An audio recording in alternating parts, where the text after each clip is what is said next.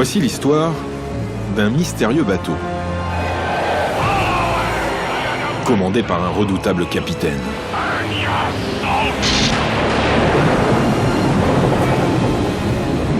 C'est un capitaine qui force son équipage à doubler le cap de Bonne-Espérance alors que les conditions atmosphériques sont absolument épouvantables.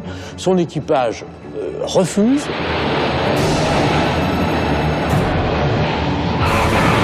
C'est un type qui blasphémait à tout bout de champ, c'est un type qui avait un navire qui allait beaucoup trop vite, donc quelque part, il se plaçait dans le domaine du surnaturel, il était saisi par les diables.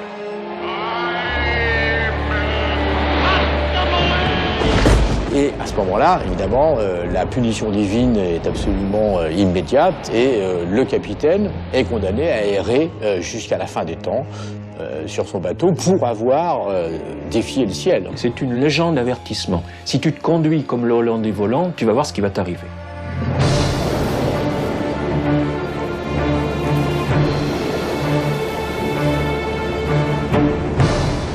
Les histoires de bateaux fantômes ont toujours eu une place de choix dans les grandes énigmes maritimes. Et parmi ces histoires, l'une semble plus tenace que les autres. Celle d'un capitaine et de son navire condamnés à errer sur les mers jusqu'à la fin des temps.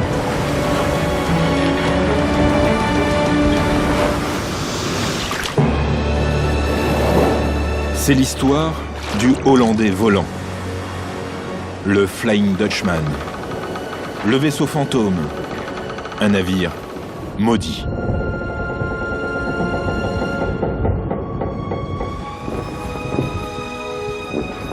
Mais qui est réellement le Hollandais volant?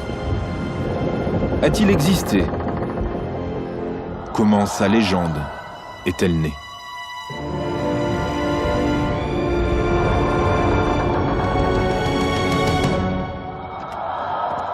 Trois spécialistes des mythes, de l'histoire et du monde maritime ont accepté de nous guider dans les méandres de cette légende unique qui a traversé 400 ans. Hollandais volant. L'histoire commence donc en Hollande, à Amsterdam précisément. Avec un peu d'imagination, on peut alors remonter le temps, revenir au XVIIe. C'est l'âge d'or de la ville, qui est la place financière majeure du monde, notamment grâce à sa marine qui commerce dans toute l'Europe.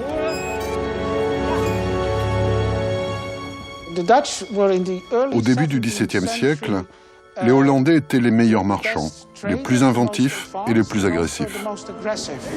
Ce sont ce qu'on appelle les rouliers de la mer, c'est-à-dire ils font le trafic pour les autres Européens en général. Ils transportent du sel et du vin du sud contre du bois et du blé qui vient du nord, enfin, etc. Ils ont ensuite navigué vers les Amériques et l'Asie. L'Asie était un lieu très intéressant parce qu'ils ont réalisé d'énormes profits dans le commerce des épices. Le bateau fantôme du Hollandais volant, c'est un bon gros bateau de la Compagnie des Indes orientales, c'est-à-dire en fait un bateau de commerce. Donc ça, c'est assez étonnant et assez intéressant déjà. Les capitaines de la Compagnie des Indes sont avant tout des explorateurs. L'un d'eux serait donc le Hollandais volant, un navigateur expérimenté.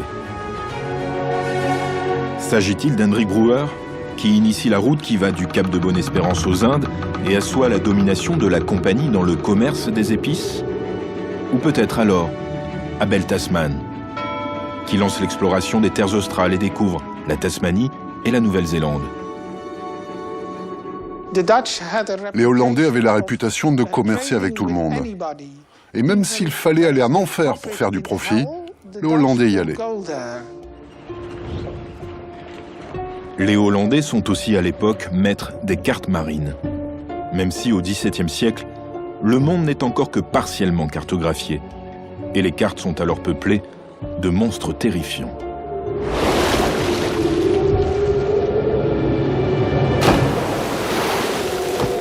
La mer, cet espace infini, reste encore, pour beaucoup, le domaine des morts.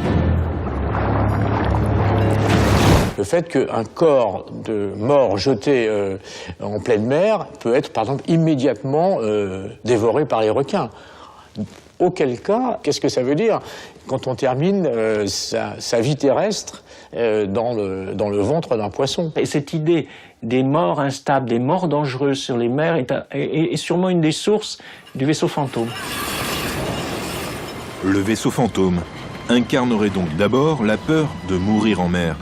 Mais pas seulement, car le mythe prend de multiples formes. Comme ce qualificatif de volant. Hollandais, volant.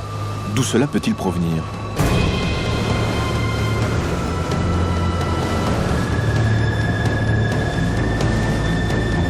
On sait que certains bateaux de la Compagnie des Indes orientales avaient fait leur voyage en 120 ou 130 jours, ce qui est évidemment tout à fait exceptionnel. On dit qu'il ne lui fallait que 5 mois, là où un bateau normal faisait le trajet en 8-9 mois. Là, c'est un navire qui vole, donc qui va à une vitesse absolument extraordinaire. Et ça, c'est sans doute l'ossature de la légende. Voilà donc un capitaine qui maltraite son équipage, défie Dieu et les tempêtes, et vole littéralement au-dessus des mers. Un personnage diabolique en somme. Un portrait peu flatteur des Hollandais.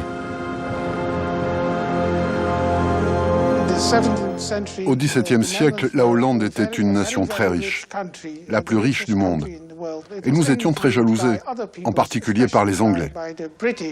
On peut penser que, c'est vrai, les Anglais auraient un peu stigmatisé ces capitaines hollandais qui n'avaient peur de rien, qui essayaient de faire fi de toutes les lois pour le profit. Il ne faut pas oublier, c'est l'époque des grands amiraux hollandais, les deux Tromp, le père et le fils, Ruyter, qui ont même pénétré dans la Tamise, c'est-à-dire que la lutte entre l'Angleterre et les Pays-Bas a été terrible. En 1667, sous les ordres de l'amiral Ruyter, la flotte néerlandaise organise un raid militaire surprise aux portes de Londres. Il s'empare même du vaisseau amiral britannique qu'il ramène à Amsterdam. C'est un camouflet pour les Anglais et le ressentiment envers les Hollandais est immense. Cette défaite fut bien sûr extrêmement embarrassante pour les Anglais. Pour nous, c'est un grand moment de notre histoire. Mais je ne crois pas que ce soit le cas pour les Anglais. 2 siècles plus tard, en 1839, c'est justement un Anglais, un capitaine de la Royal Navy, Frédéric Marryat, qui est le premier à écrire un roman sur le Hollandais volant. Le vaisseau fantôme sera un immense succès. La légende se colporte alors dans tous les ports. Et pour la première fois, un nom est donné à ce capitaine maudit. Le nom du capitaine, c'est Von der Decken. On a affaire à un capitaine évidemment irascible, qui, comme tous les capitaines, est non seulement maître après Dieu, mais qui est parfois maître avant Dieu. Ce livre a rendu la légende très populaire.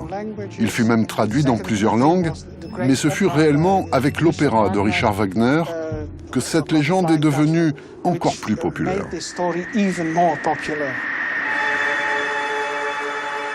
C'est après une traversée en bateau angoissante et terrassée par le mal de mer que le compositeur Richard Wagner s'inspirera de la légende pour en faire un de ses opéras les plus célèbres. Le Hollandais volant devient un personnage romantique qui cherche la rédemption. On est sûr que quand ça a été joué à la fin de la première moitié du XIXe siècle, il y a eu un impact considérable. Les poètes aussi s'emparent de cette figure allégorique. L'un des plus beaux vers sur le Hollandais volant, on le doit à Victor Hugo, amateur de tables tournantes et de revenants. C'est le Hollandais, la barque que le doigt flamboyant marque. L'esquive punie, c'est la voile scélérate, c'est le sinistre pirate de l'infini. je dirais qu'une des raisons aussi du succès universel de cette légende, c'est une espèce de mélange de Macédoine, si vous préférez, de sentimentalisme et d'horreur. Quelque part, ça fait penser à certains films récents qui ont pris le Hollandais volant ou le vaisseau fantôme pour thème. Hollywood, évidemment, ne pouvait pas ne pas s'emparer de l'histoire. Hello there! Ahoy there on deck! Bien avant Pirates des Caraïbes, la sublime Ava Gardner joue en 1951 le rôle de Pandora. Hello! Sailor on watch! Cette femme fatale croisera un soir la route du bateau errant et de son capitaine maudit. Un fantôme, c'est essentiellement un revenant, c'est-à-dire un mort qui, pour des tas de raisons, ne trouve pas le repos, donc vient et revient inquiéter les vivants. À 6 reprises, entre 1861 et 1960, souvent autour du Cap de Bonne-Espérance, des apparitions du Hollandais volant sont consignées par des capitaines ou relatées dans des journaux.